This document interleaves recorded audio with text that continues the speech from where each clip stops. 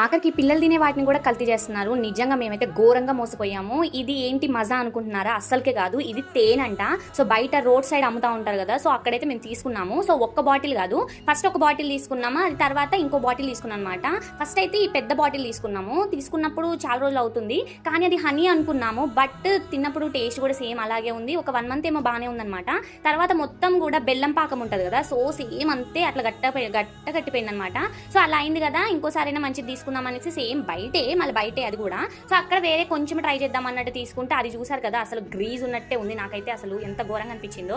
అక్కడికి పిల్లలు తినే వాటిని అంటున్నారంటే, మా విజ్జుగాడు అయితే తేనె అంటే ఎంత ఇష్టమో, ఎంత తింటా ఉంటాడో వాడైతే. సో పిల్లలకి మాటలు రావాలనేసి తేనె ఎక్కువ పెడుతూనే ఉంటారనమాట. మనం తింటే ఏం కాదు, ఇక పిల్లలకి ఇవి పెట్టామంటే ఇంకేమన్నా ఉందా, నిజంగా భయం వేసింది. ఇక పెద్ద బాటిల్ అయితే అసలు కిందకు వంపుతున్నా కూడా రావట్లేదు, అంత గట్టిపోయింది. మరి అసలు రియల్ హనీ ఎలా ఉంటుందో చూపిస్తాను. మేమైతే ఇది బయట అది తేనె పట్టు ఉంటది కదా, సో అక్కడ మేమైతే సేల్ చేసుకున్నాం అనమాట. తీసుకున్నాము, చూసారు కదా అసలు దానికి దీనికి డిఫరెన్స్ ఎట్లుందో. ఇది తీసుకొని కూడా 6 మంత్స్ అవుతుంది. చూసారు కదా, ఆ టెక్స్చర్ అయినా కూడా కొంచెం కూడా చేంజ్ కాలేదు. ఇదైతే టేస్ట్ విషయంలో కూడా చాలా బాగుంటది. సో ఆర్గానిక్ గా తీసుకోవడమే బెస్ట్.